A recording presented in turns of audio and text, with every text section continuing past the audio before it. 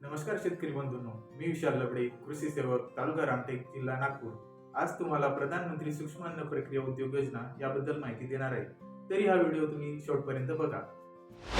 प्रधानमंत्री सूक्ष्म अन्न प्रक्रिया उद्योग योजना ही केंद्र सरकारची एक महत्त्वाकांक्षी योजना आहे, जी सूक्ष्म अन्न प्रक्रिया उद्योगांना आर्थिक आणि तांत्रिक मदत देण्यासाठी सुरू करण्यात आली आहे. या योजनेचा मुख्य उद्देश असंघटित अन्न प्रक्रिया क्षेत्रातील उद्योगांना औपचारिक रूप देणे आणि त्यांची स्पर्धात्मकता वाढवणे हा आहे. योजनेची प्रमुख उद्दिष्टे आणि वैशिष्ट्ये.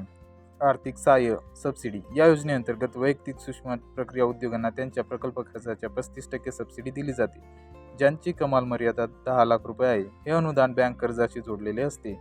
एक जिल्हा एक उत्पादन दृष्टिकोन. ही योजना प्रत्येक जिल्ह्यासाठी एक विशिष्ट उत्पादन निवडते आणि त्या उत्पादनावर आधारित उद्योगांना प्राधान्य देते. यामुळे स्थानिक उत्पादनांना प्रोत्साहन मिळते. समूहांना मदत.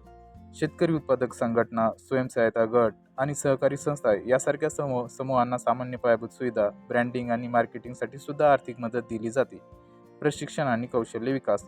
उद्योजकांना त्यांच्या व्यवसायाचे व्यवस्थापन आणि तांत्रिक कौशल्य सुधारण्यासाठी प्रशिक्षण दिले जाते.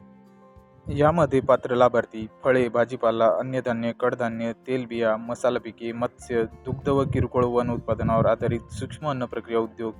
वैयक्तिक लाभार्थी युवक, शेतकरी, महिला उद्योजक, कारागीर, बेरोजगार भागीदार व मर्यादित दायित्व असलेले भागीदार.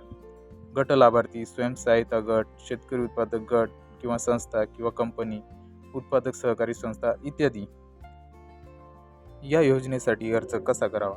तुम्ही या योजनेसाठी ऑनलाईन अर्ज करू शकता. यासाठी तुम्हाला www.pmfme.mofpi.gov.in या अधिकृत वेबसाईटला भेट द्यावी लागेल.